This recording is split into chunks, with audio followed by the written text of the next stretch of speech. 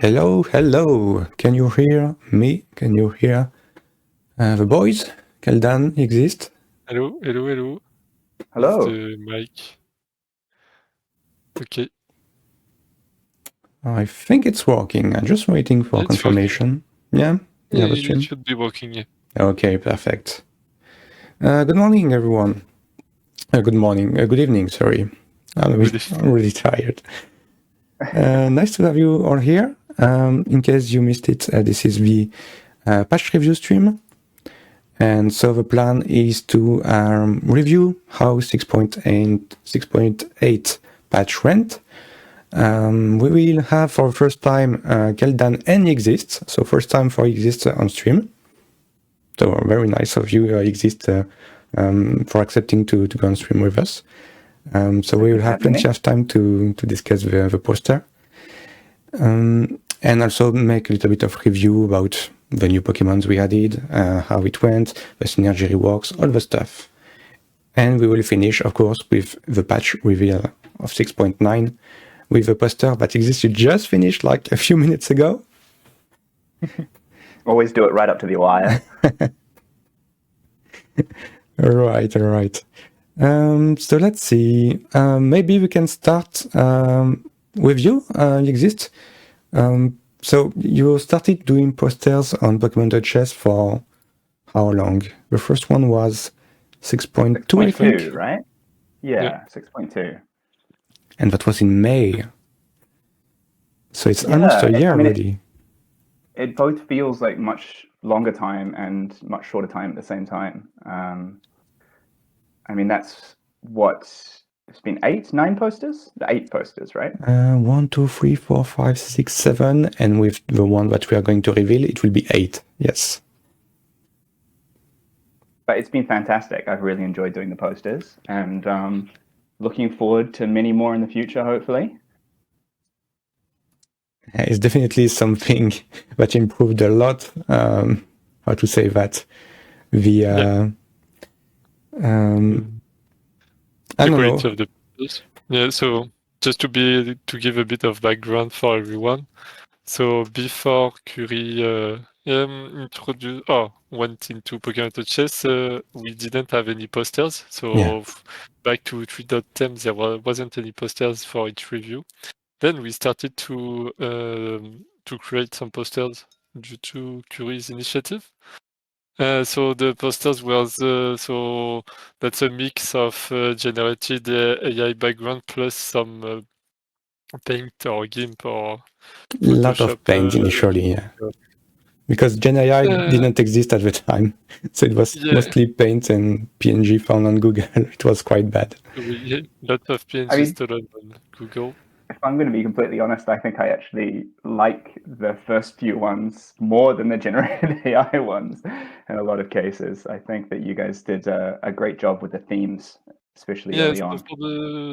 For the generated AI, I think we never tried to generate Pokemons with AI, but we stick only to the background, and then we add the Pokemons on top, right? Yeah, the base. I don't remember which ones I think I only did like one or I can't even remember. Maybe it's about some edits like the Game Boy ones, but usually I start with some images found on Google, like artworks, and try to just tweak things around with some PNG of Pokemons. But yeah, it was not always for the best. And for sure, this improved a lot. Having a real artist doing the posters. We were discussing just before starting the stream, how you managed to work on this? Like, what's the tool you're using? What's the process? Can you talk a bit about this? Yeah, absolutely. So it has varied a little bit with the different posters. Mostly, I'm just drawing them on my iPad with Procreate. Just means it's portable. I can carry it around and work on it wherever I am. And then I just tweak it a little bit and kind of Photoshop and things afterwards. But yeah, one of the things that I think has been really great out of, if you don't mind me saying, out of bringing somebody on to do the actual artwork has been that I get the impression that the themes have become a lot more focused, right? Like previously, you guys had some really cool theme ideas, but it didn't have, I feel like it has fed back into the game. So we would decide on a theme together based on which Pokemon are going to be added and all that kind of thing. And then often you guys will come up with really great ideas about things that you can add to the gameplay as well that fit the theme. Like 6.8 was a great example with the bandanas, with the scarves. Looks so great. Really well. Yeah. That's what I wanted to say. I couldn't find the word, but I think the word I was looking for was credibility in some way. Like before, we wanted to do some ideas around patches, but we were struggling with finding the proper artwork to cover this, like to really give a theme to the patch. So all we could do was to just select more of the Pokemons we had and the mechanics we had, and make sure that it's close to like a common thematic. But even for some patches, it was really hard. I remember like Plastics, Classic, Ancient Temple, Stormy Waters, like made up words trying to find a common theme between them. Yeah. And starting with the posters, we really like put it on another level, trying to make every patch really sound different and look different. Yeah, it gets trickier. Oh, sorry, go ahead. Yeah, so before with your introduction of your drawing, we changed a bit the way we proceed with Curie, because before we were implementing both the Pokemons, and after we were trying to came with an idea of the patch while after we implementing all the Pokemons, and so it wasn't possible. We changed the way we proceed, and now we try to have the list of Pokemon before starting to implementing them. Yep. Yeah. Which is forced it into a different workflow, right? In a lot of ways. Absolutely. So we have to plan things in advance now. Yes. Yeah. Which, comes with upsides and downsides. I'm sure it's a bit trickier in a lot of ways for you guys, but yeah, mostly upsides, at least from my point of view, because I like everything to be in control. I think, Keldaan, you're more like a free thinker and just doing the thing you want to do at the moment and not like plan too long in advance. But the plan is pretty good, but there's also the problem that some of the ID thread are... some people are bumping their ID thread and they are not planned for this patch, so they will just not be implemented this patch. Yeah, this is true. That's sometimes the case, but we always...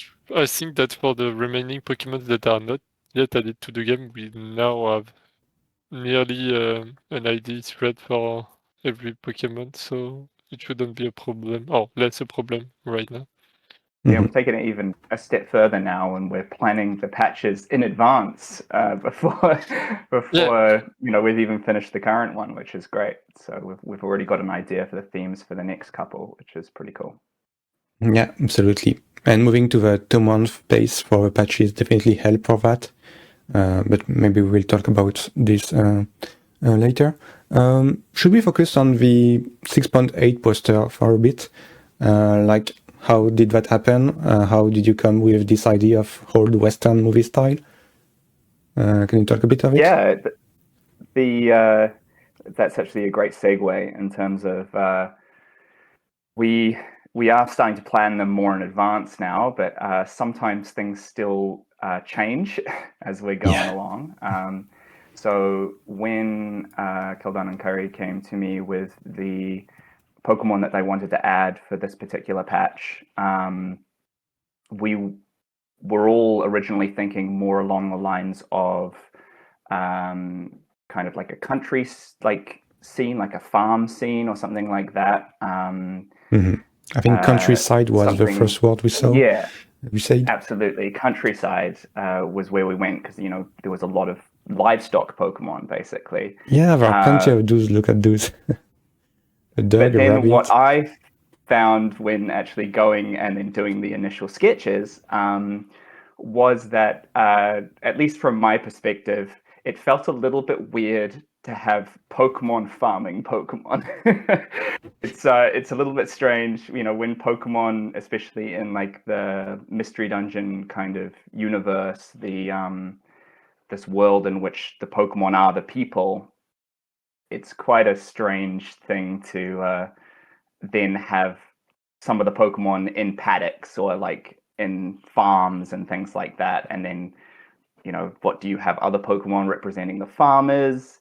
And it just got a little bit strange for me. I couldn't quite find a way to make it work in a way that I liked. So I just ended up kind of sketching this out and then just took this to the both of you. And luckily you both liked it because otherwise it would have been probably a little bit No, I tricky think to find another direction. you found a great idea using the scarves to give this like outlaw look and the cowboy look as well. We were a bit concerned about how close it is to another patch theme within the past, which was the Far West one. It was, the 5.6. You can tell the difference about the quality of the patch posters. And so, sorry, Keldaan. Oops. But I think was you really managed to do something really different for this one. And the characters look so great. I love Diggersby cowboy look. I just had a bit of fun with Diggersby using his ears in order to hold his hat, which is just a very silly idea generally. Yeah, that's really cool. And I think you managed to fit all the different scarves on this one. We have the explosive here. Let's see. Not all of them. There are Not some all of ones them? missing, and there's a couple of like scarves there that are not.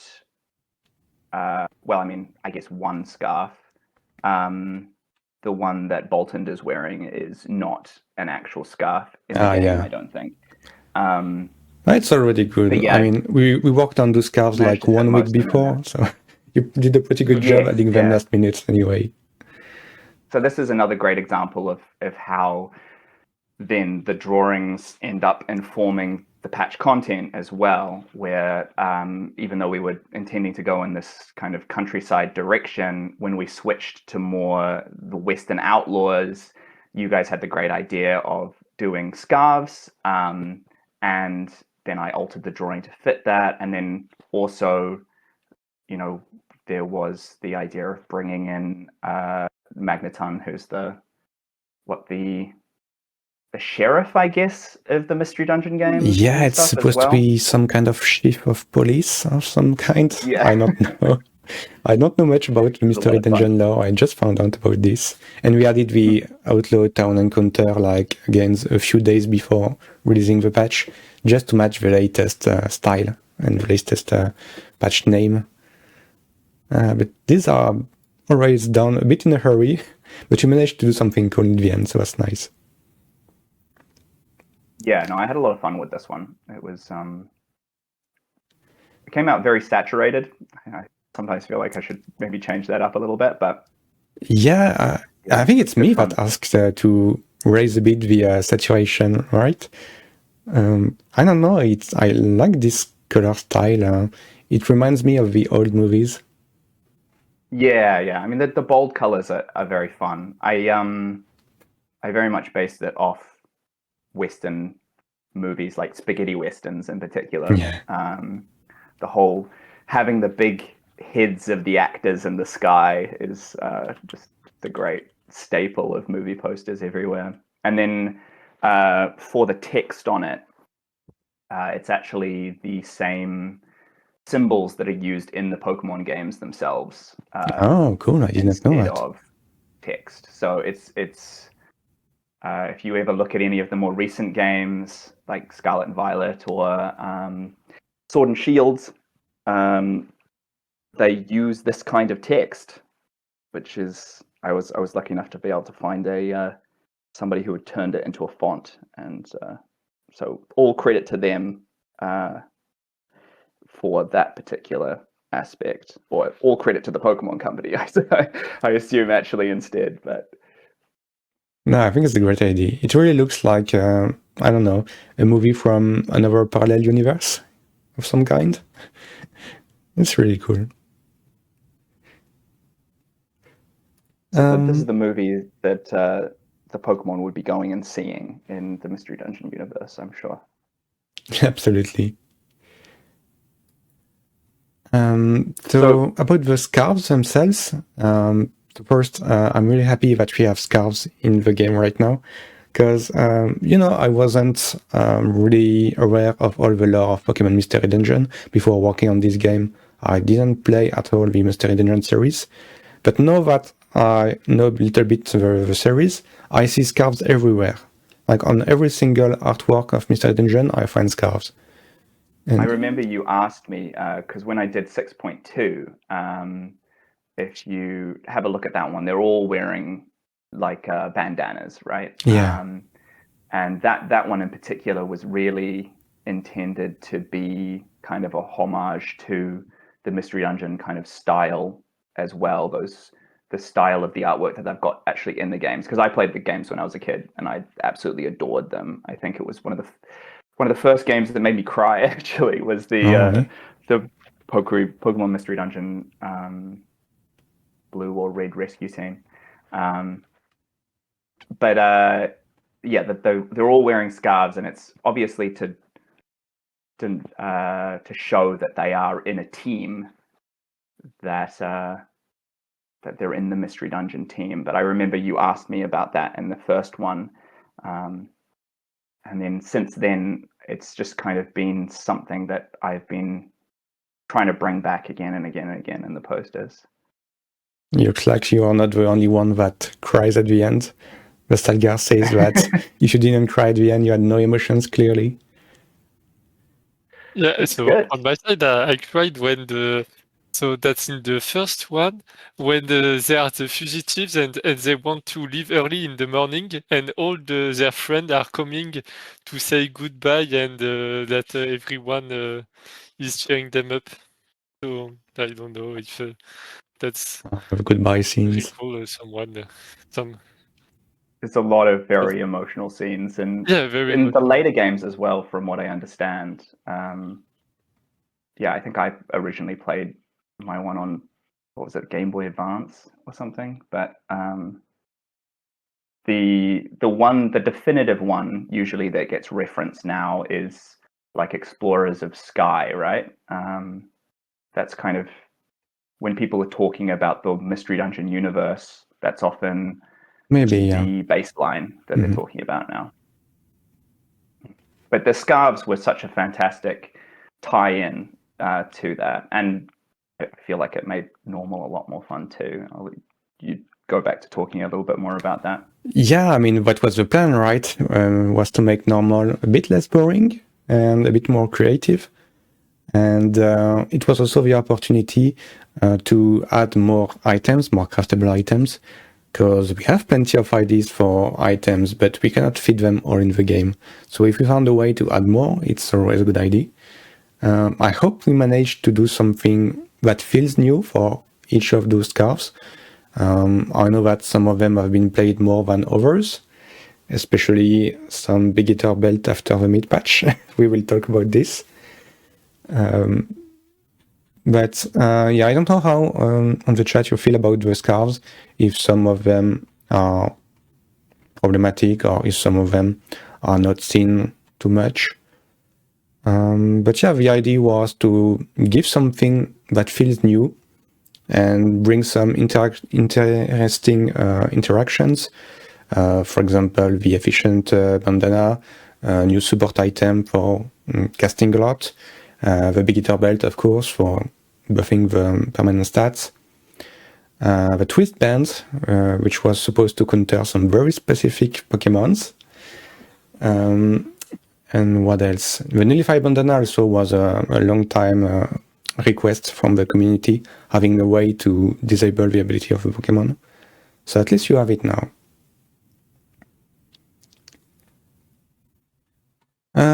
What else to say about the change to the normal synergy? Let me think.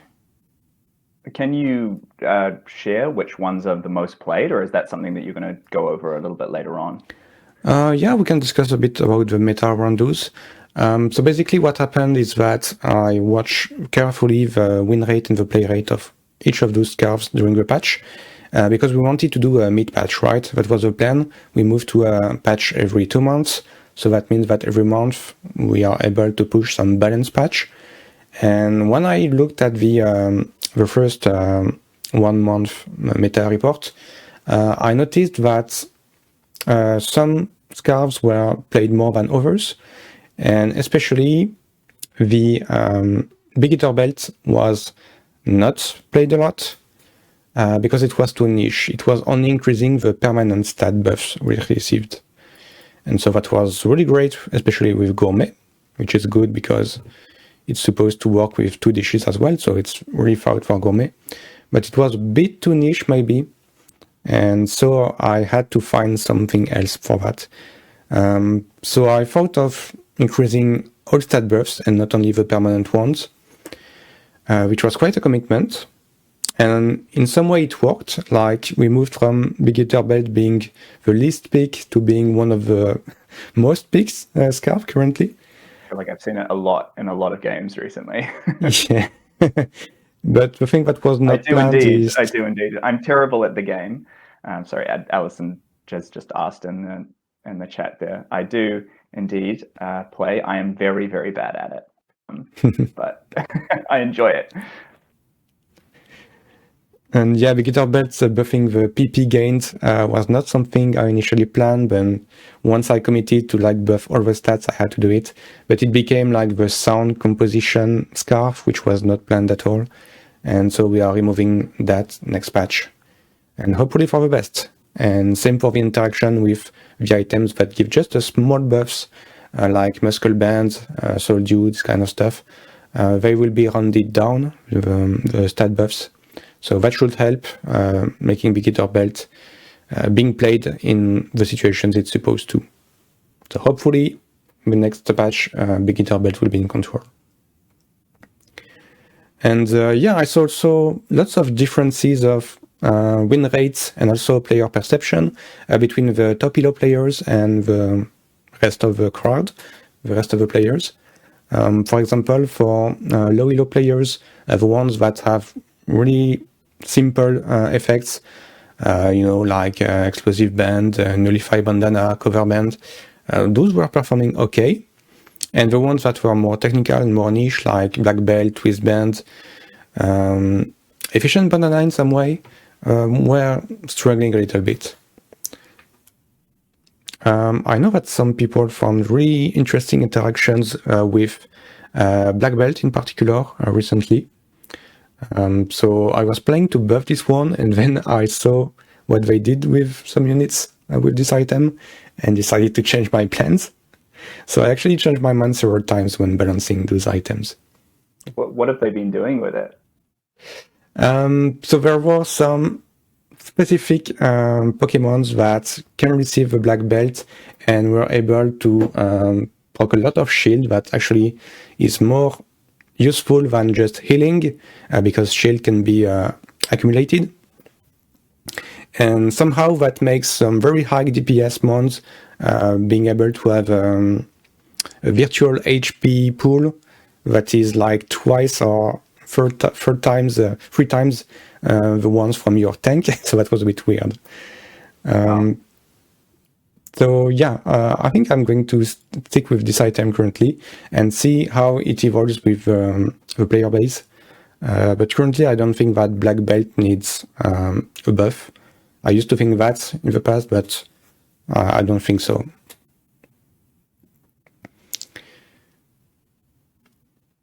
Keldaan, if you want to add some stuff about those. Yeah, so not directly, but seeing the rich changelog that we now have, we had lots of improvements with not only the rich background text, but also that's the first changelog that we try to do those dev notes and give a bit more opinion and feedback on what or why we are making those changes. And I should be more clear, it's more, so I'm not really,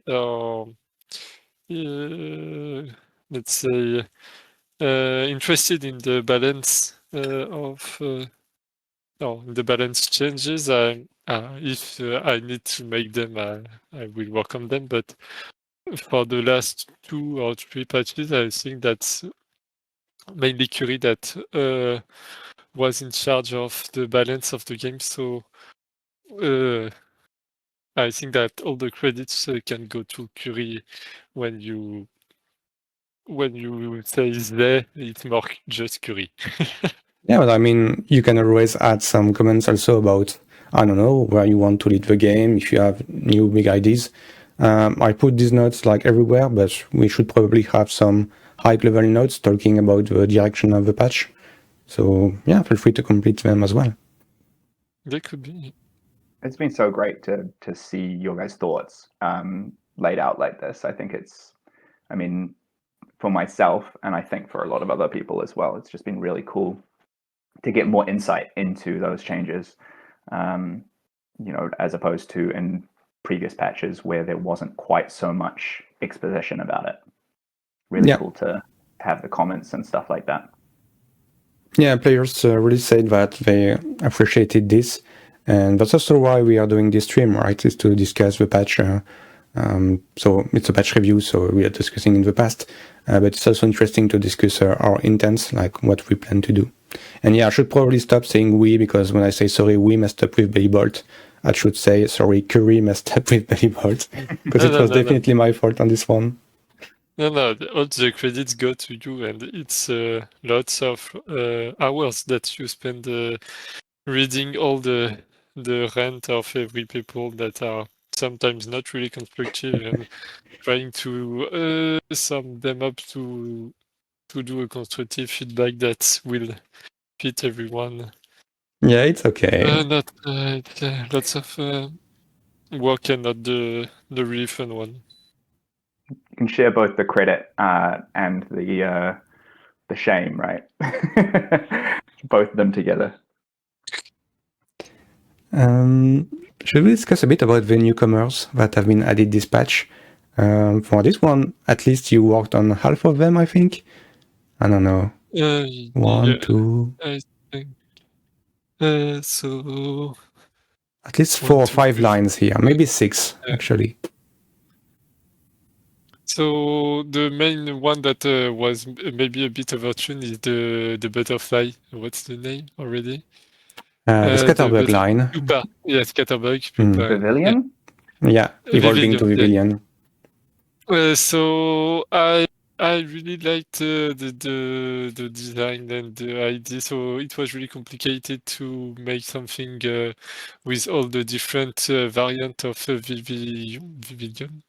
And so I was really happy when I designed with the design we found with the hatch and the third type and all the color variants, but it was a bit the ability was a bit overtuned, and we had to change it to a slightly nerfed version in the mid patch. But overall, I think this one was a really good Pokemon. Or a good addition to the game. I really like all the variants that fit really well with all the types. So some of them are a bit arbitrary, but I like this design. A little bit arbitrary, but that looks fantastic, I think. Yeah. That also we try to. So part of the success of Pokemon Chess is, I think, due to the graphic. The assets that we are trying to we use in Pokemon Chess they're coming directly from Sprite Collab, and we are trying to make the best of them, and this is one case where I think we are trying to showcase every sprite that was drawn for the video, and we make I think a good work here. Yeah, absolutely. And also that was the perfect opportunity to work on the alternate forms feature. Because I remember that we had the problem with Alchemy and also with, what's their name? The artificial legendary, I forgot. Sylvali as well. Okay, yeah. Remember when you added like 24 different Sylvalis? We were struggling with wiki, with the meta report, like several places where this was kind of duplicated 24 times. It was a bit a problem. But with a system put in place, so in case you missed it, we can now, I should see Vivilion actually. We can now switch between different variations, like alternative forms for one mon.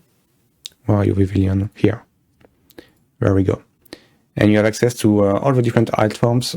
So it's a great opportunity to add more alt forms in the future. I'm thinking maybe costumes like the Pikachu alternative forms. Or even maybe some new stuff, but it's just cosmetic stuff. But now we have the opportunity to add it. So this feature and the new one that was also the sprite loading, the dynamic loading of sprites, which solved a huge problem about the loading part. So a very technical stuff, but it's a huge improvement, I think. And you should have seen that the loading times have been much faster with that change. So that's great. Okay, back to the Pokemons. Let's see. So one design that I liked was the support unique legendary, the Gogot. Yeah. So Gogot was a cool line, a cool idea. I saw it played several times by Torterable, but didn't see much complaint or much feedback on it, or compared to some other Pokemon, of course. But I like the design of support Pokemon, and this ability is really unique across all the other Pokemon. Yeah, I mean, players seem to enjoy it because I saw IDs that were a bit in the same kind of ability style, like moving with an ally. So I think that it inspires the players. Yeah. I think we have to credit Nerdy Satyr, I think, for the writing of the proposal. I think. He was the one coming up with the ID. Nice. So one other Pokemon, so the horse, what's the name? I'm so bad for Mudbray and Mudsdale.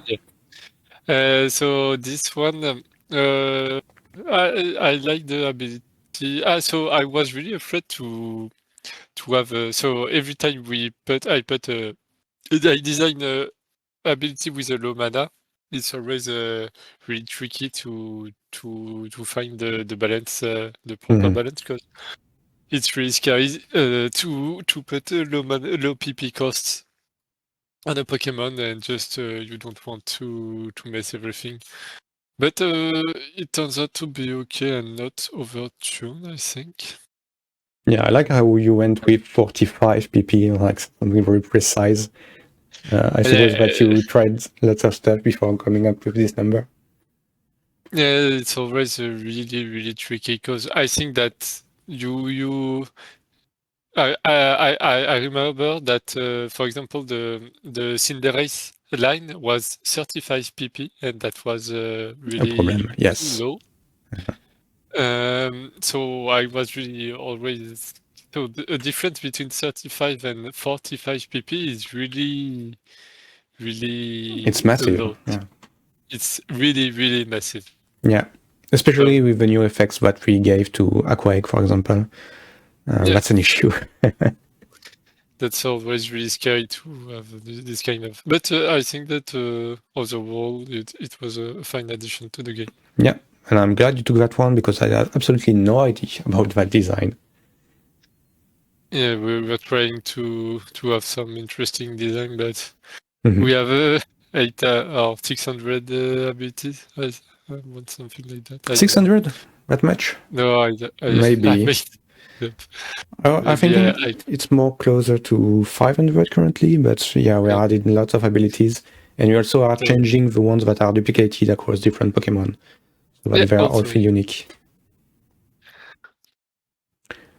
On my side, I worked mostly on the uncommons. I'm thinking Wooloo and Lechonk, and I think those are pretty popular options because they, Wooloo at least, is giving you some scarves, so that's always something interesting to play with. And Lechonk was a bit overtuned, I would say. We saw people complaining about how mushrooms could really be a game changer for your economy. So maybe I went a bit too far with that one. I was thinking that since you had to wait until the town, the PvE stage, to sell the mushrooms and to get the gold, it would be okay. But turns out it was a bit overtuned. So the mushrooms odds are a bit changed next patch. The Tauros regional forms, I think we have the same problem for every regional form of unique, is that you don't find them easily. Because you must be both lucky to find the Tauros and be in the right region to find them. I don't really have any idea to improve that other than just expand the regions where you can find them. And I'm not even sure if that's a problem, to be honest, that they are rare to get. What do you think? It's always a bit tricky for the regions because so we introduced this regional pool system to introduce more ways to add Pokemon into the game. In the meantime, the regional Pokemon is a bit... So when you travel to a new region, you will get some regional specific Pokemon, but the thing that is tricky with with the region is that the more Pokemon we add to the region pool, the more diluted, or it dilutes all the odds to find the proper line that you want. Yeah.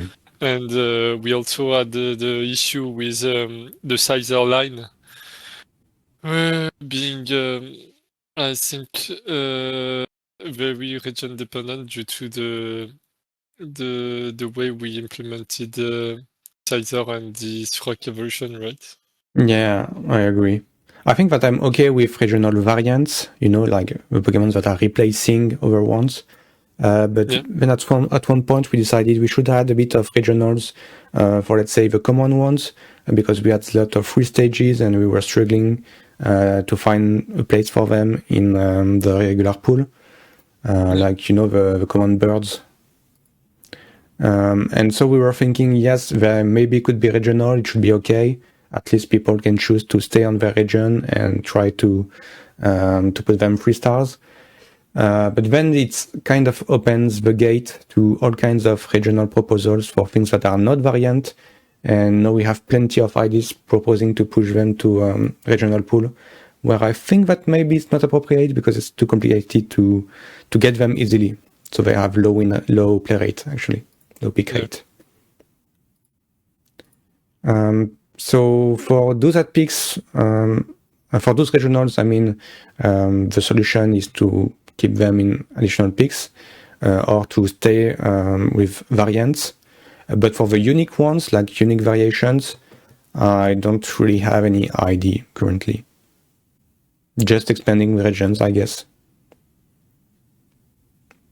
But at the same time, if you're into collection, and since we added the Pokédex feature, I think it's nice, that some are very rare. You're kind of happy to see the variations.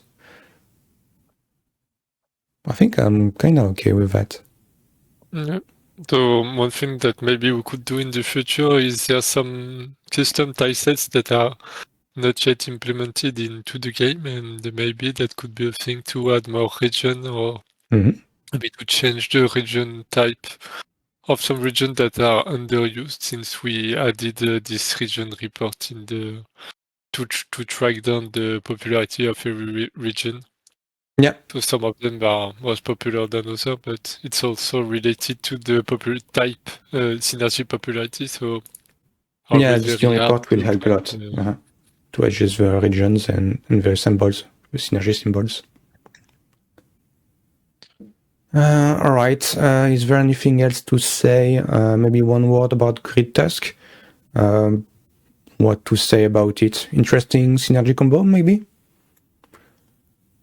Fossil, fighting, and ground. I like it. Yeah, I didn't see any feedback or rant on Grid Tusk. So. From what I see, people like the synergy combo. There's not much to say about Grid Tusk. It's a stat beast, as I call them. The ability is great. I mean, it has some thematic with the Pokemon charging into the crowd and dealing some defense nerfs. I think it's just okay. J-Ray say they love Grid Tusk. Okay. And if we have more opportunities to do some new overlaps with Fossil and Ground, I think I would take them. Because that would justify, picking the Fossil Stone in the holes. Okay, so that's it for the newcomers. Maybe the Boltund line went a bit invisible, unfortunately. Maybe it's because Electric is not completely meta at the moment. But it's okay.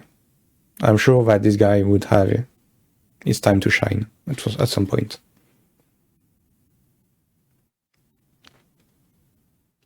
All right, should we move to the next topic? Yeah. Which is... one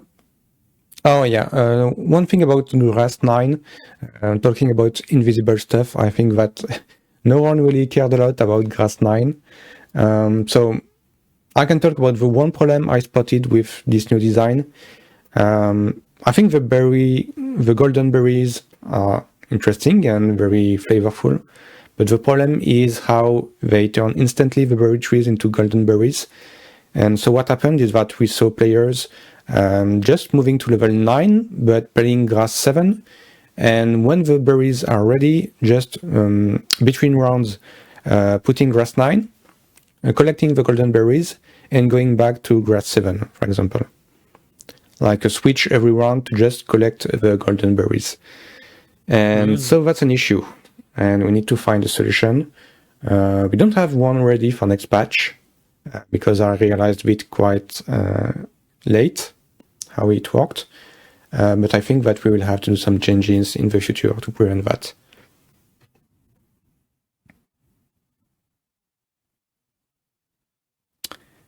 Okay, Miracle Seeds changing to be HP based. I think it went great. It was something that we were considering for a while, and we just had to do one recipe switch that I think was considered okay for many players. The new King's Rock, I think, is appreciated. It really feels like you have a big king on the field, with the body size scaling up. It's always just so fun seeing the sprites get huge. Yeah, great. People love it, especially the ones that play monster. They love their big monsters, the Godzilla style. Kaiju. Yes, that's about it. What else? Synergy Stones buff. Okay, so that one is interesting, because I did not expect that, to be honest. So what happened with the Synergy Stones is that they were usually at the bottom of the item report. When you were looking at the strategies, at the win rate of Synergy Stones, they were usually in the right here. And we decided to add some more stats to them. For the record, it was also something that has been done at the same time on Teamfight Tactics, if you play this game. And you know that it's heavily inspired, the Pokemon to chess, from the TFT mechanics. All right, Keldaan. I'm not lying when I say that. Yeah. So yeah, we came up with kind of the same idea, maybe not... we just put some stats to these stones. And I didn't expect that it was an Amorphous buff, actually. And that's what happened. We saw Amorphous being played more and having better results with this. So I'm not sure it's only because of those buffs. but it definitely helped for the win rate of the stones. Currently, we have plenty of stones that are in a good spot. You can tell here that ice is a bit problematic this patch. It's actually more problematic than the normal sound that is spammed at high elo, because for the common players, ice really have a better win rate than all the other synergies. So we will look at that next patch. And Old Ember is very specific, very niche, so that's why it has a high win rate. But yeah, this change to Synergy Stones helped Amorphous, and it led us to do some changes to the Amorphous units, just to tune it down a little bit.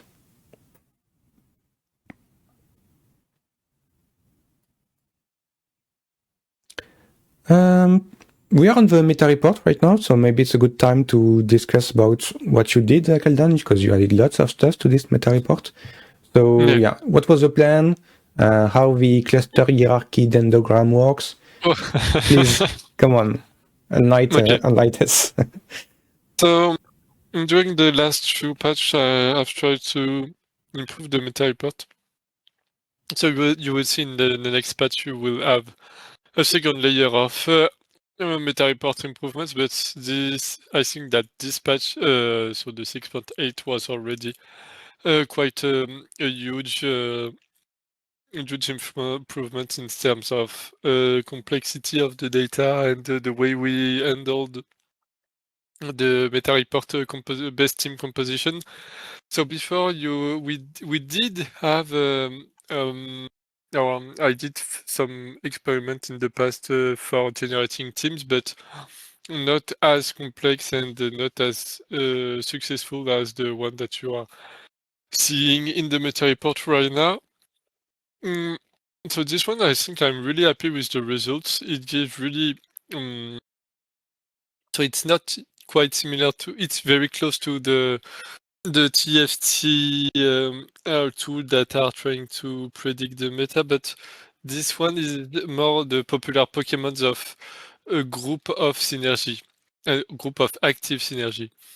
So I will not enter into details of how I am generating those reports, but there's a Discord thread where I detail everything I do to create those.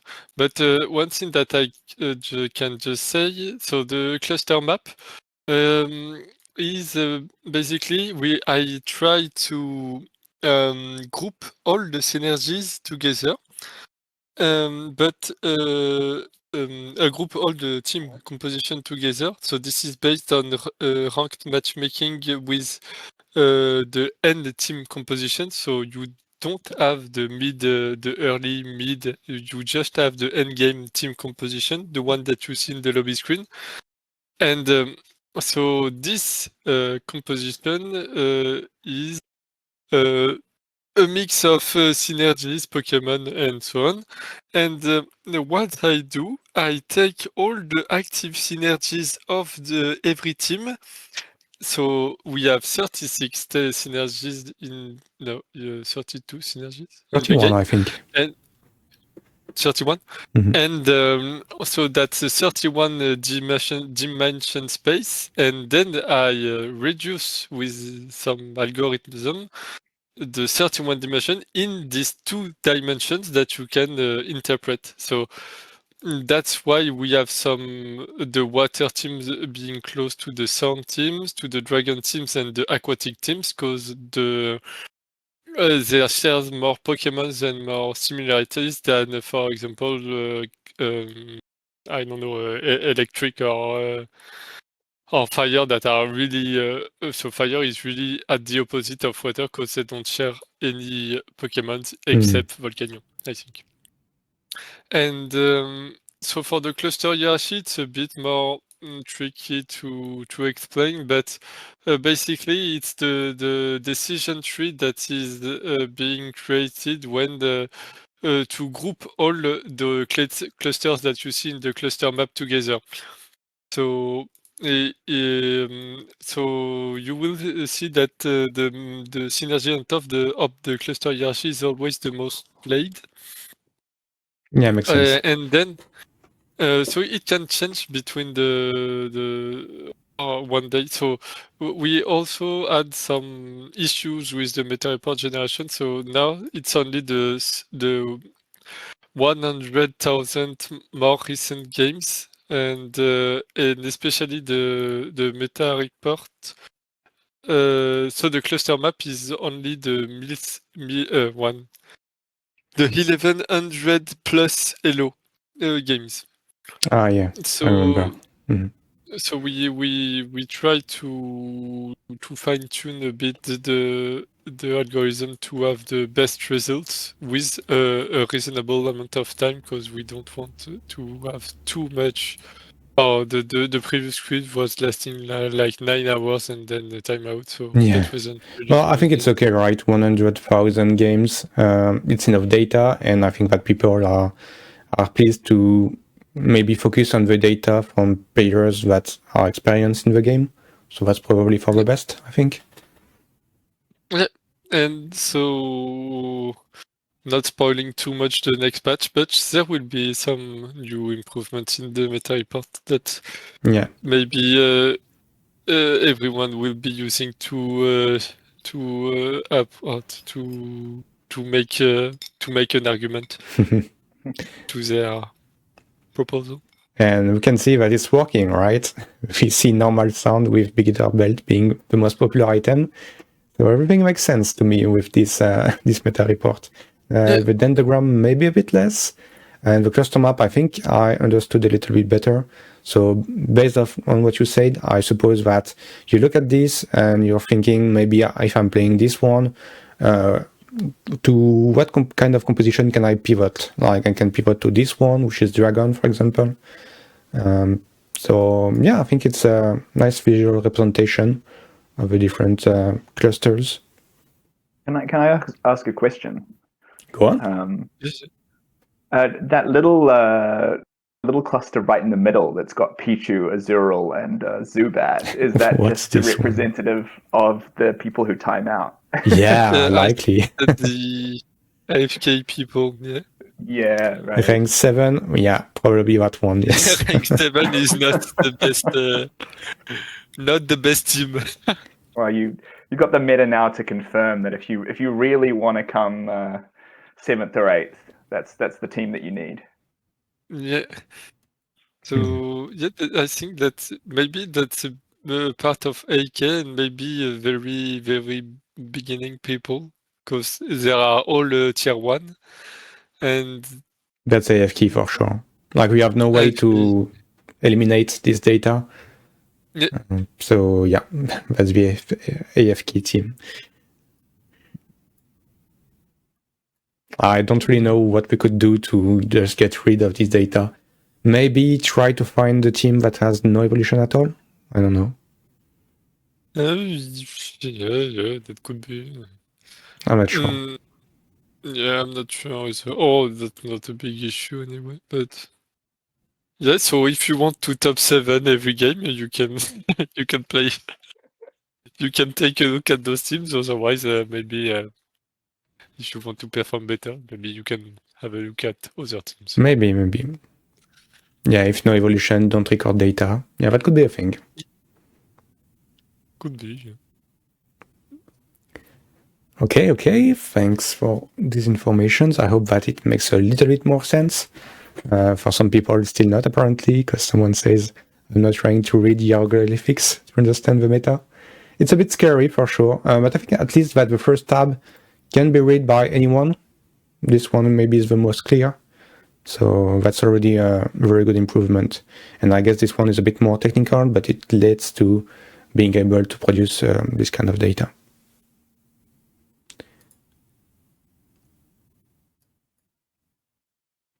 Okay, what's on the list next? New town events. Yeah, this one can go quite quick. We added 2 new town encounters that are Cincino and Magnezone with the outlaw stuff. This has been done really in a hurry, these new additions. Maybe try to find the proper tab. Yes.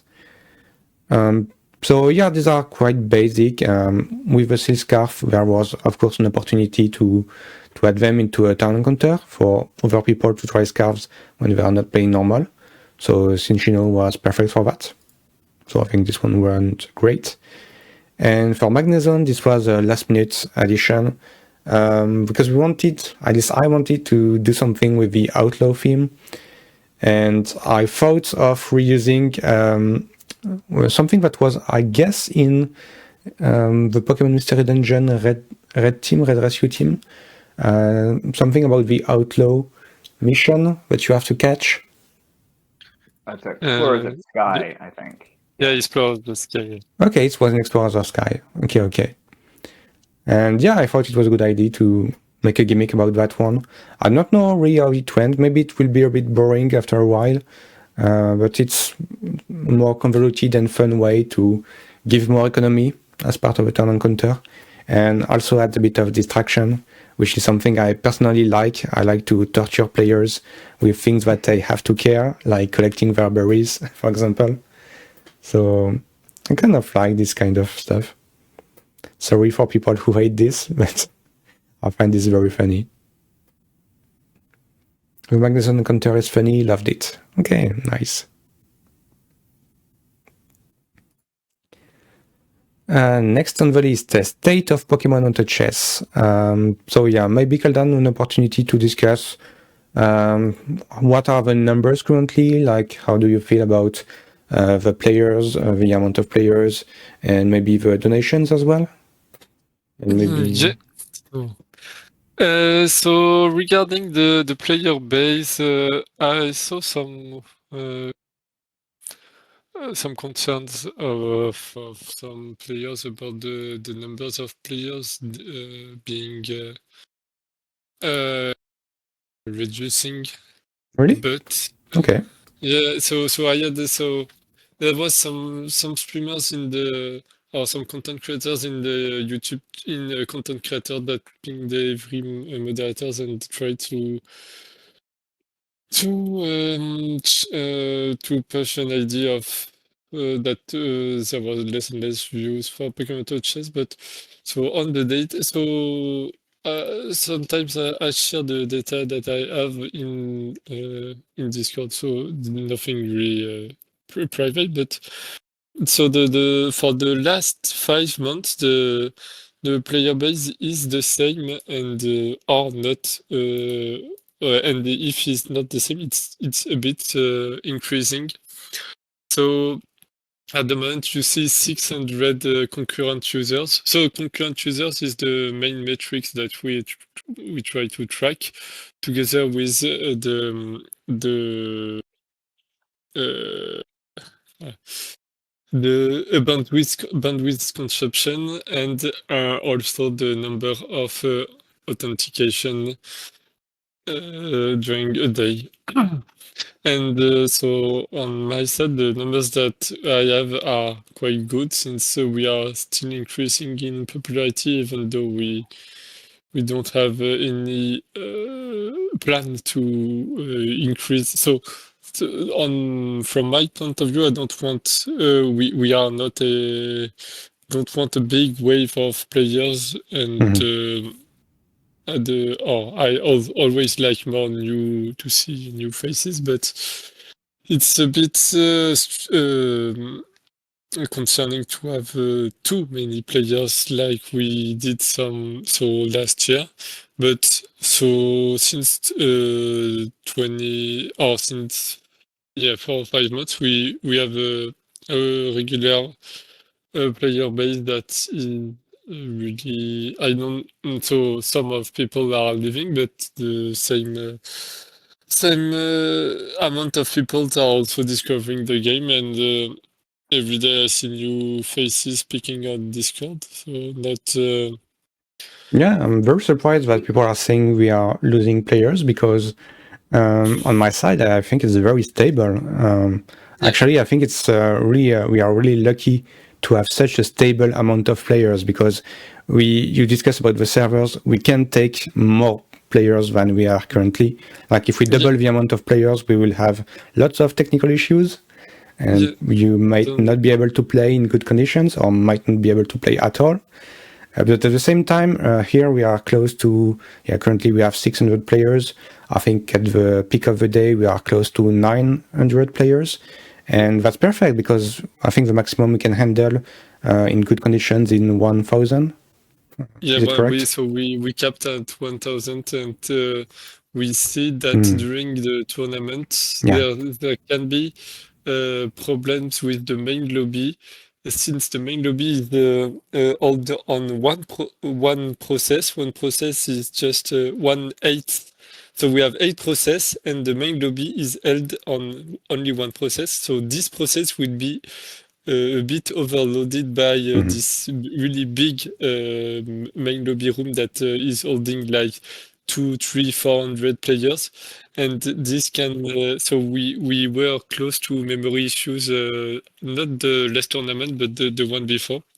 Yeah. So that can be a bit that's always a bit concerning, but so far we are lucky because we didn't have any major issues in terms of absolutely.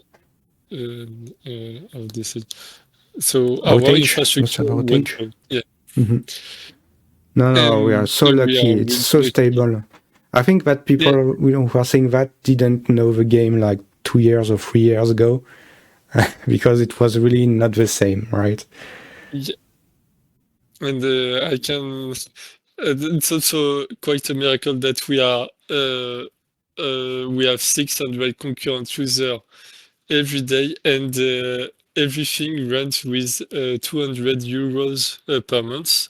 Everything is detailed in the Discord, so you can find easily a link to every cost. And at the moment, the TP is a bit above 200 euros, so everything is covered, and we also managed to sponsor some spriters to create some Pokemon that will be added to the game.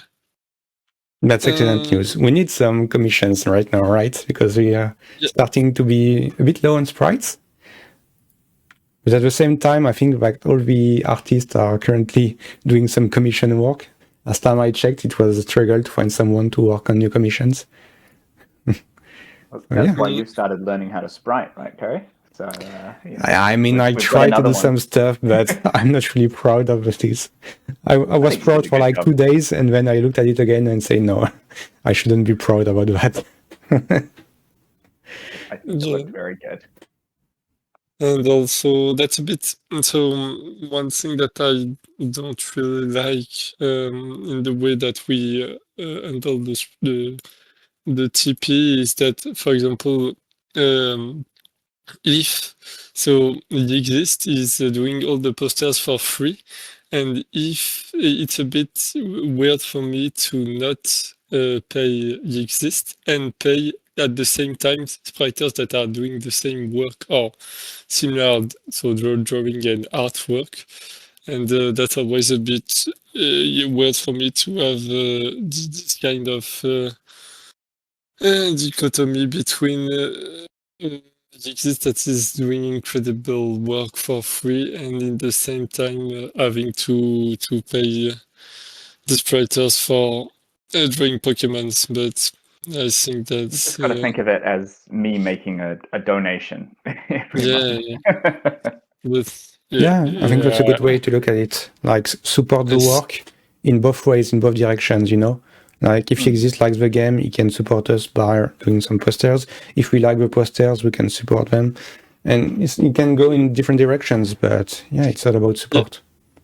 But just want to remind everybody that the work that Yixist is making is like we will not be even if I triple the amount of donation, I will not be able to afford an artist like Yixist to draw our posters. So I'm really thankful. Yeah, very thankful. Very welcome. I mean, to be honest, I wish that I could do more, for PAC as well. I wish that I could, like all three of us have talked quite a bit about some other changes that we'd like to make beyond just the posters to the visuals. But it's difficult to get enough time to work on that, basically. Yeah, we understand perfectly. Don't worry. And we can always do more, right? We are not. We have not exhausted our list of ideas for this game. Far from it. And we all do our best to do the best game possible, contribute as much as we can. And it's okay. And you did already so much, like it really changed the way we look at the game since you started to work on those posters. So yeah, I love it.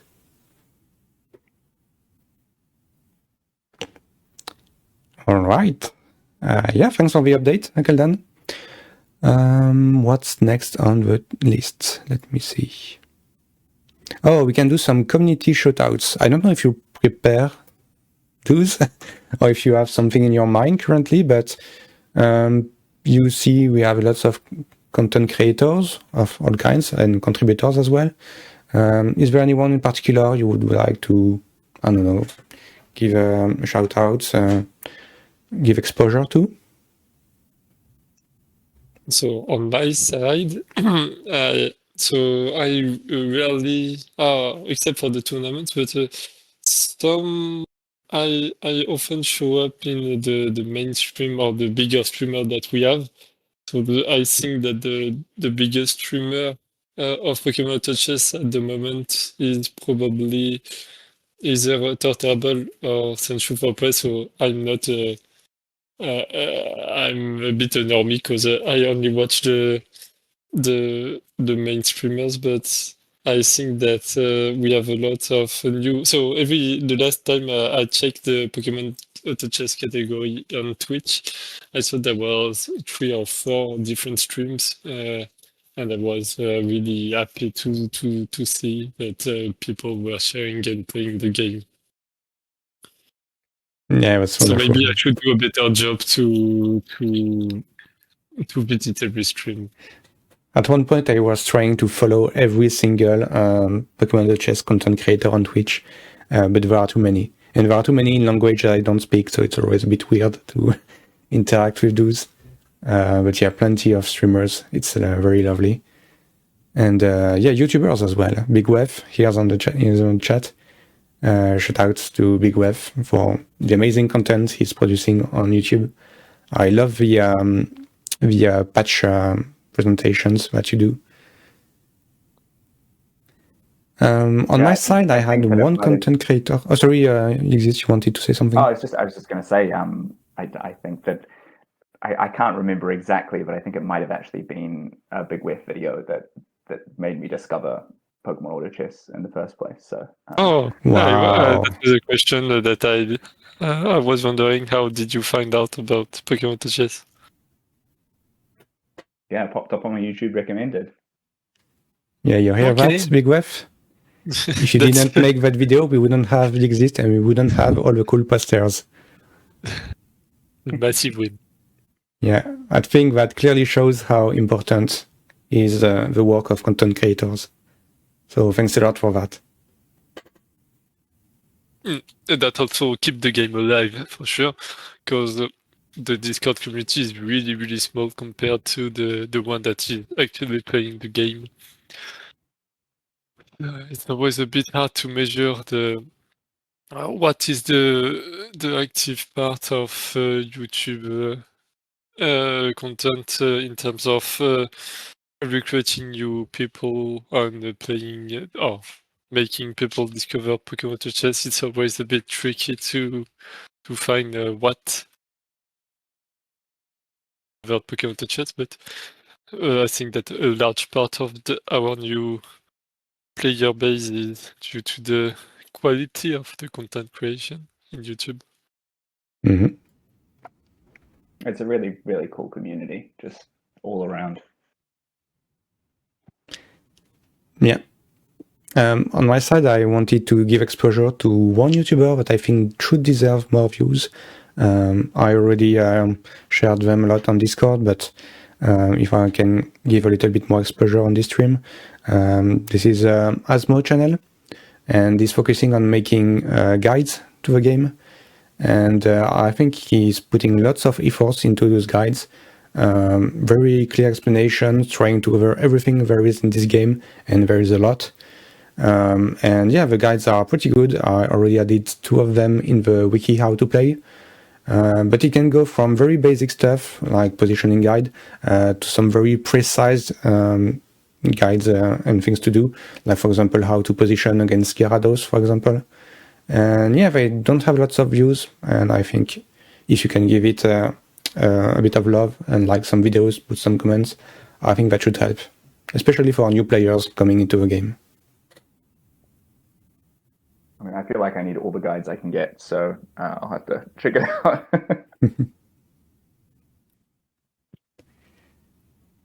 Okay, great.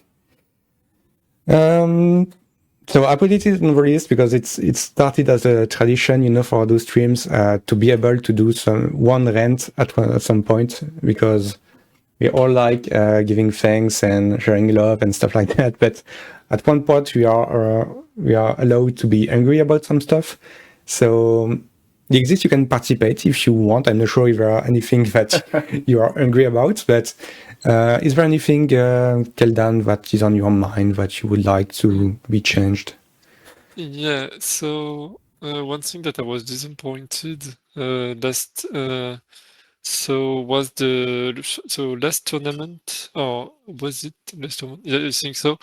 So there were no streamers covering the final, and we had to find someone, or to ask someone in discussion to boot up a stream to make to share their POV and in the final, and I was a bit disappointed to see that nobody shared because there were several streamers in the covering the event, but yeah, no one make it. Oh, there was no stream in the finals, and I was a bit disappointed for that. But I also understand the feeling that is not really entertaining to lose like round 2, round 3, or in the semi-final, and then you have to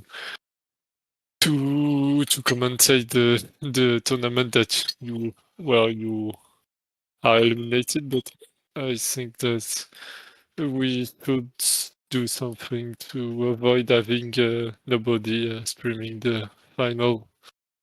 Yeah, Bugsnax started a stream, but it was not planned. And while he was playing the finals, he also had some personal issues to take care, if I understood correctly. So that was not ideal at all. Yeah, I can feel that. But we also understand that if you are streaming and you just lost and you're a bit pissed off, it can be complicated, to keep on the stream. No, I don't want to shame anybody, and I understand, but I also think that that should be something that we could try to have a stream for the final.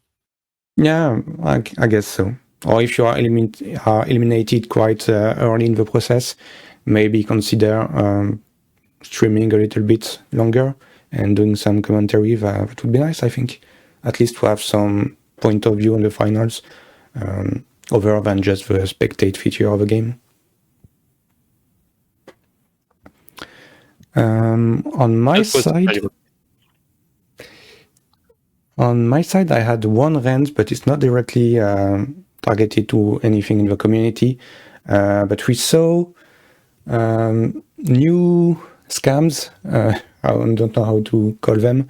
But basically, people trying to steal our work by hosting their own versions of the game somehow. So recently, I saw something on a cryptocurrency money platform, whatever, trying to appropriate the work of Pokemon Chess and trying to sell stuff. So It's not the first time, unfortunately, that we have to deal with this. I remember also that we had fake websites, all made with AI, but we're trying to encapsulate the game and add some advertisement above it, so that people put this in their bookmarks and they play it through their website, and so they get some ad revenue, while we are focusing on not adding advertisement to the game at all at any point. So yeah, that's always a bit annoying, but this is a new level that has been reached with this crypto stuff. So I'm a bit pissed off by this. I don't think there's anything we can do. I mean, we will try to protect technically against this kind of stuff, but this is an open source game, so that means that people can take the code and just run it somewhere else. And if we have no way to know, we can't really do anything, right?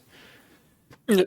But there's also the I know that so everyone is able to make their own version of the game and host their own servers. I know that some there's a Chinese servers that is a community server that with people playing. I think that it's the only remaining community server at the moment. But since everybody is able to host their own servers, I know that there's also some people that are hosting their own servers just to play with friends. So that's really cool, but the downside is that since everybody can host their own version of the game, it can also be with a malicious intent. Yeah, that's the good side of looking at it. I think one thing that one thing that the players can do is to be very careful about those fake websites and try maybe to be I don't know how to say that, but maybe to help other players figuring out that stuff, making sure that they are on the correct website, that they go through the correct URL. Just making sure and talking about this stuff, making it clear for us that this game is not supposed to sell anything and is not having any kind of advertisement. Also, just a reminder that we don't have any social networks. We don't have a Twitter, we don't have a Facebook, we don't have, I don't know what kind of social network we could be on.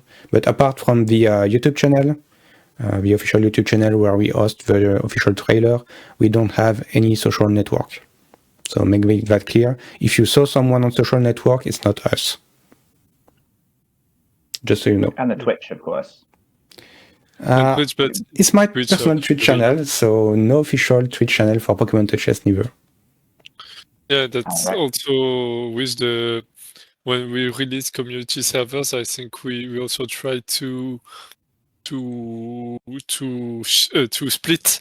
So on one part we have the Pokemon Chess game, and on the other part we have the one that I'm hosting right now is PokemonChess.com, but there can always be some other community servers that and we wanted to make a bigger difference between the open source code and an actual hosting of the game like PokemonChess.com, but there can always be more. Mm. So yeah, that was it for me. Yixist any rant on your side? No, not anything that's probably needs as much attention as the things that you guys have brought up.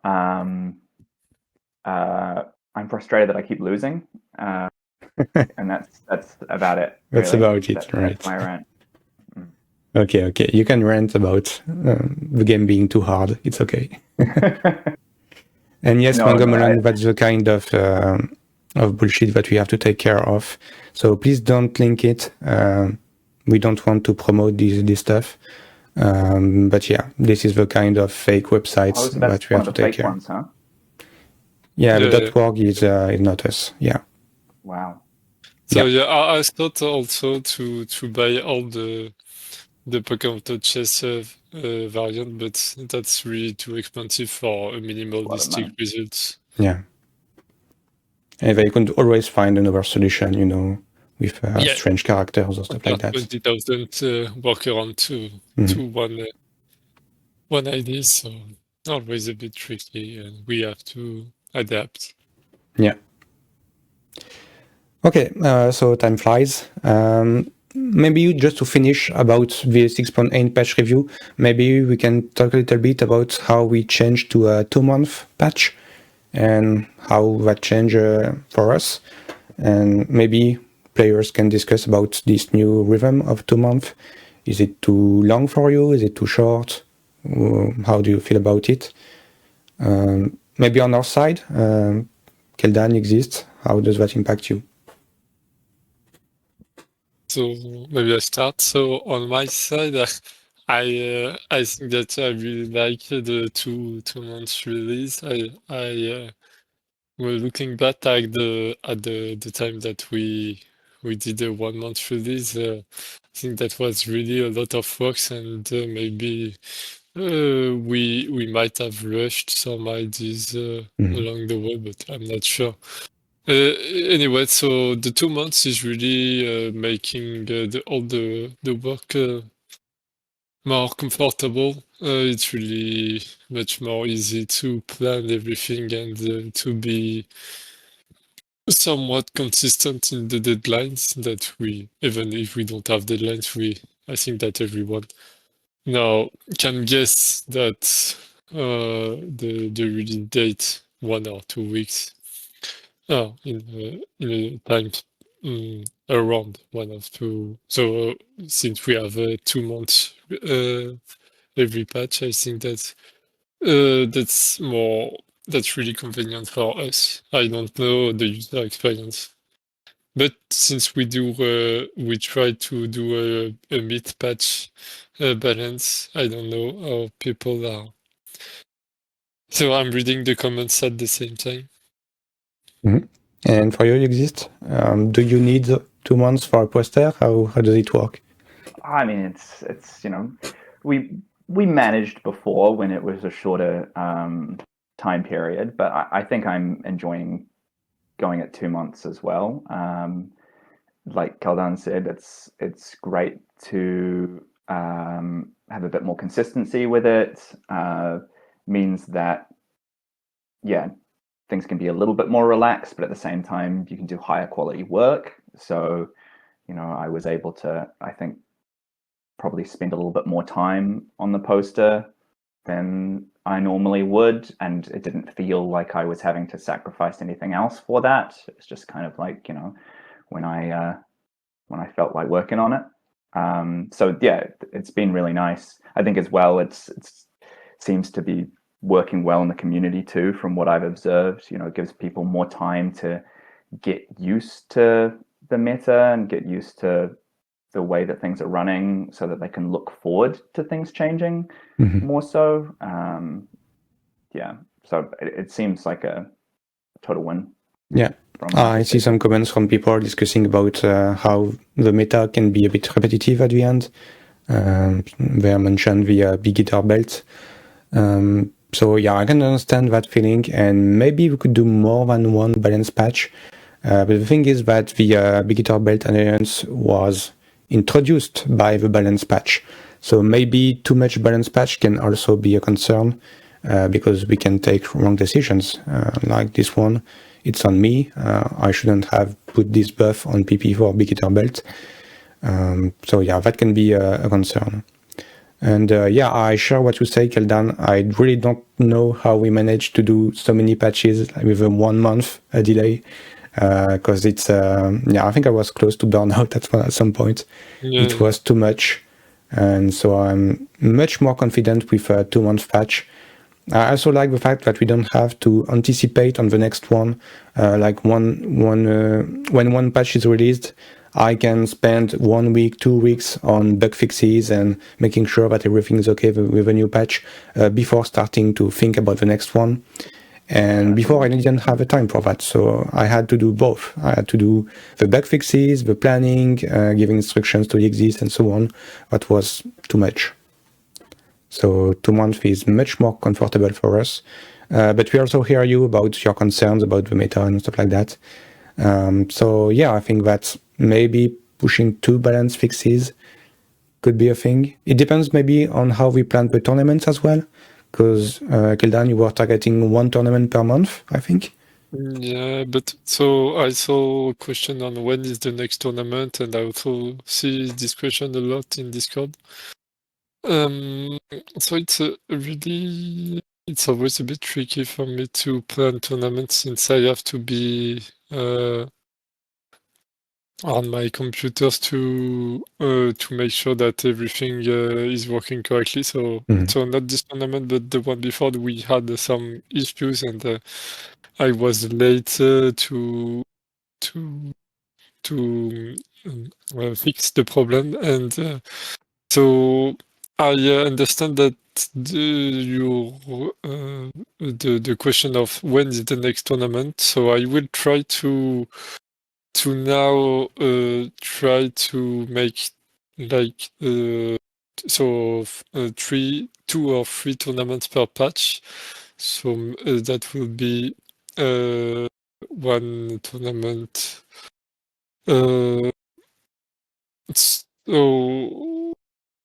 1 or 2 tournaments per balance patch, but it really depends of my availability during the weekend. And so it's also the question about why we do this on 7 p.m. Euro Paris time. So 7 p.m. is convenient for both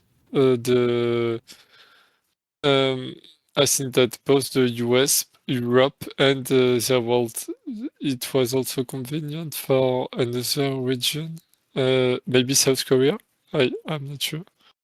I think it's for the Asians that is the most complicated because it's late at night. But at least for the American audience and note, we have the most represented country for the Pokemon Chess audience. I think it's still the US currently and Canada. So we absolutely have to bring tournaments at a time that is convenient for people living in these regions, in these time zones. So yeah, I think that 7 p.m. is the most convenient for us. So that's how it is currently. One thing to note about the tournament is that in theory, it could be fully automated if we wanted to, but at the moment we still have plenty of technical issues to take care. I think it's something that you don't really see unless it completely breaks and we have to do it manually like the old times. But we had some technical issues that we had to fix every time, and that's why we were fully focused on the administration of those tournaments. That's why we cannot play as well. Some people are asking why we can play the tournament. It's because we are busy fixing it. So you don't see all the... It's like we are on a plane and we are fixing all the stuff in the plane while people are enjoying their game. And it's a bit sweaty. It's a bit scary at times. Yeah, sometimes it can be sweaty. So just looking at my numbers that are on my side, so the 2 biggest community, so the United States is the biggest player base community, and then it's Brazil. So Brazil is a bit or close in the time zone as the United States, so it's also convenient for the. And third one is South Korea, then Thailand. And then we switch back to Canada. Yeah, makes sense. And then some European countries. So I guess that only the Thailand and the South Korea community are impacted by this 7 p.m. Saturday tournament. But it's a way, since we are worldwide, it's a bit tricky to find some time frame that fits everybody.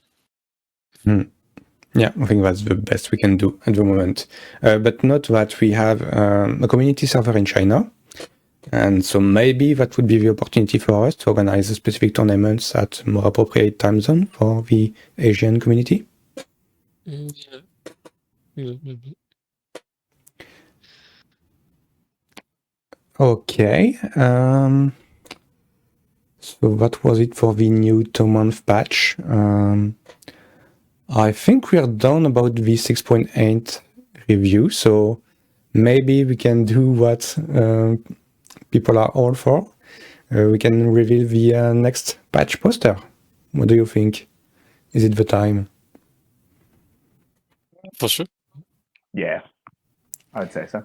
Okay, so Yixist, for you, it's the first time that we do this review on live. So I will prepare this. You just sent me the file. Cool, I have it here. Okay, so I'll do as usual, the reveal. The head reveal. Yeah, I'm doing my best to do it Drag properly. it slowly on the screen. Dragging don't the say window. the technical one. Okay. Are you ready? Oh, I can already see that it's bad, but okay. And here we go. Ta-da! This is 6.9 Expeditions. Oh, I should have added some kind of epic music in the background. Sorry about that. Need to improve this. There we go. With a very different style. And you said Yixist that it was some art style that you are more confident with compared to the previous posters. Maybe you can discuss a bit about it. Yeah, in a lot of ways. I mean, it still probably needs a couple of tweaks, so I might still fiddle with it before it actually goes into the game. Yeah, so my background is actually more in the realm of concept art, to be honest, rather than like line art. That's kind of more what I trained as. So more of a realistic understanding of color and light and things like that, rather than the kind of more graphic style. Yeah, this time round, rather than focusing on the line art, I just decided to try and draw everything light first instead, which was a lot more comfortable. It takes a bit longer, but the good thing about the 2-month turnaround time is it means that I can experiment a little bit more. I can get a little bit crazier with it, which is fun. Yeah, I love what you did with the northern lines here. I think it has such a good lightning on the scene. I love it. Thank you. Thank you, everybody, for your kind words. It was a very fun one. For some reason, I decided that I couldn't settle for just one scene and I had to do 2 scenes at the same time. But it seemed appropriate with the Pokemon that Curry and Keldaan had selected for this particular patch.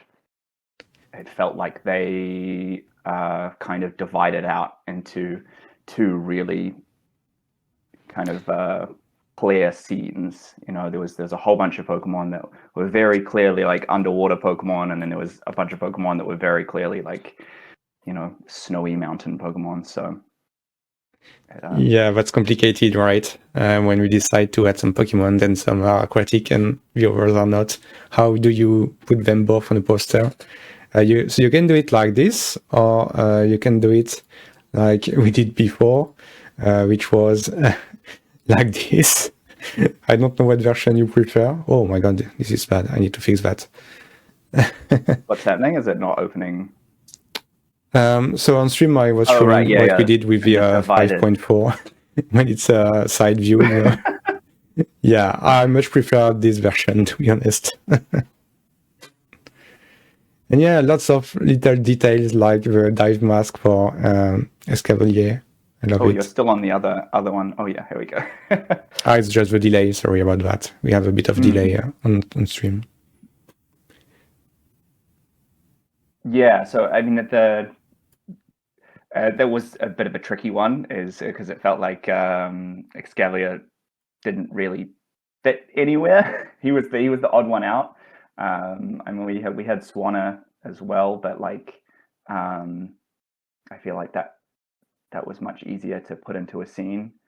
But with the Night Lad, I wasn't entirely sure, so I figured that it kind of had a little bit of that feeling of those old style diving suits a little bit.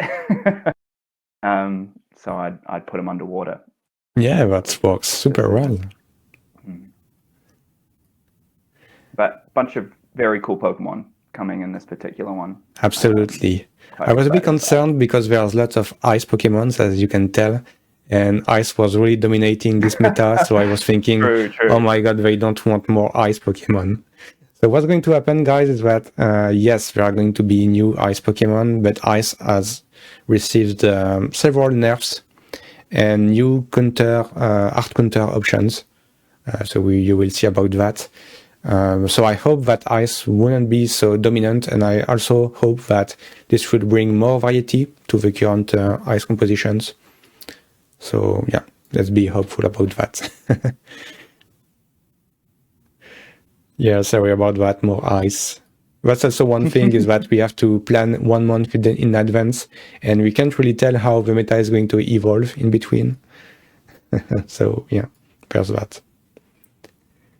Well, this is in a lot of ways an opportunity then to see how much damage ice can really do before some changes come. Yep. Okay, so maybe to finish about this stream, we can discuss about one thing that we are excited about for the next patch to come. Do you have anything in mind that you can tease right now?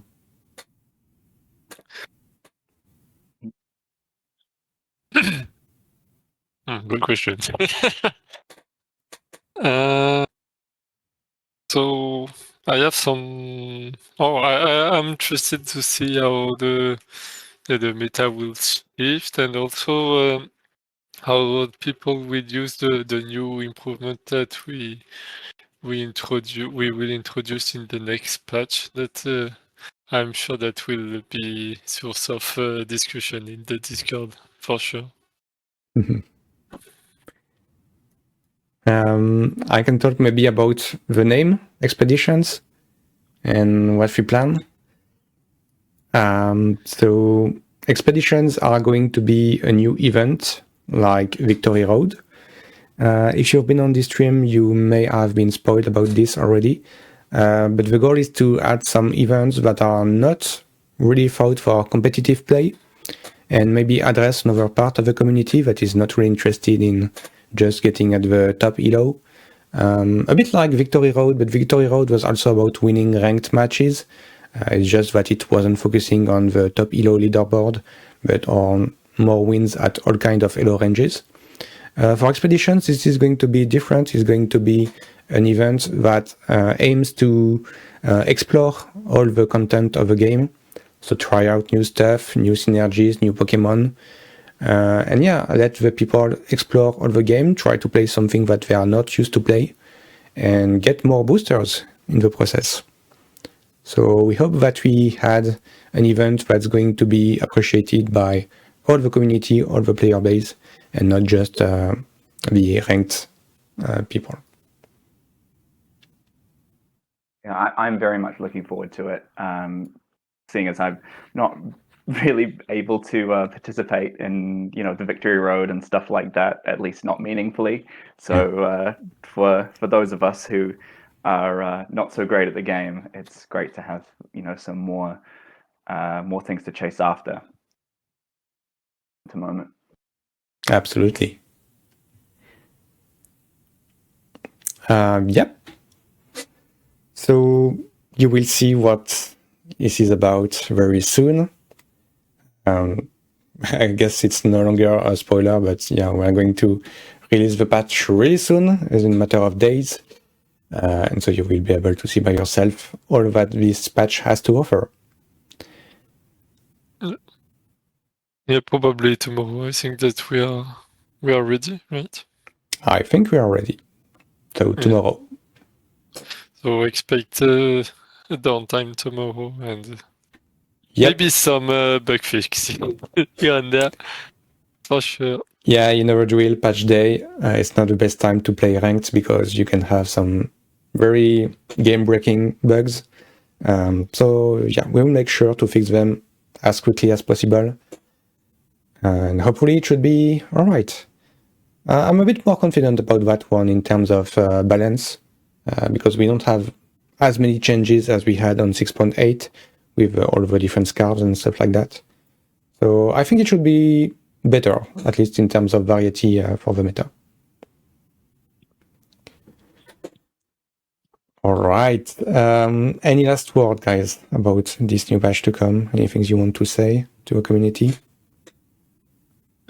So it has been 7 years now that I started this project, and Wow. it's always heartwarming to see so many people play the game, even if so we don't do any marketing, any advertisement, and still people are joining, playing the game, enjoying it, and staying. And it's really heartwarming to see all of those community that I think that I will never dream of a bigger success than the one that I have right now. It's really something that counts for me, and I'm really proud of the work that we managed to do during the last the last year with Yixist, but also the last 3 years with Curry. So shout out to everyone. All right. Yixist, any word? Oh, I mean, it's just been fantastic being part of it thus far, and looking forward to continuing to be part of it. Well done to you guys for putting in such an insane amount of work. 7 years, Keldaan. I didn't realize it had been that long. That's incredible. Yeah. That's the hidden community. story of Pokemon the Chess, is that for 3 or 4 years the game was practically invisible, I think, and suddenly it exploded. Yeah. So Right. first year, I think 2020 we were like 1, 2, 3, 4, 5 people. Then 2021 people started joining the Discord, but there was I think that the first really wave of people where I wasn't really playing alone with bots was 2022 with a Peruvian guy to make a video in Spanish. So for a very short time, that I translated all the game to Spanish, and the game was only in Spanish. So that was something. Yeah, that maybe I should add in the trivia. Wow, that's such a cool story. Yeah, and the video is not available anymore. But so that was the first wave. The second wave was in 2023, where we had to were Curigen, and also we went from a very small infrastructure to something really much more reliable. And 2024, 2025, and 2026 were on the improvements and growing bigger and bigger. Yeah. Yeah, we can be very lucky about what we have currently. This is very precious. Yeah, so thank you, everybody. Yep. Thanks a lot. So thanks Yixist for joining us. If you enjoyed the stream, maybe we can do that every time. Absolutely. If you enjoy that. And thanks for everyone who attended the stream. I hope that you learned some stuff and you're excited about the patch to come. So goodbye for now, and see you tomorrow for the new good stuff. And be gentle for the patch day. You know, it's a very busy day for us. So yeah. Thanks everyone. Thanks for joining, everyone. Bye-bye. Bye. See ya.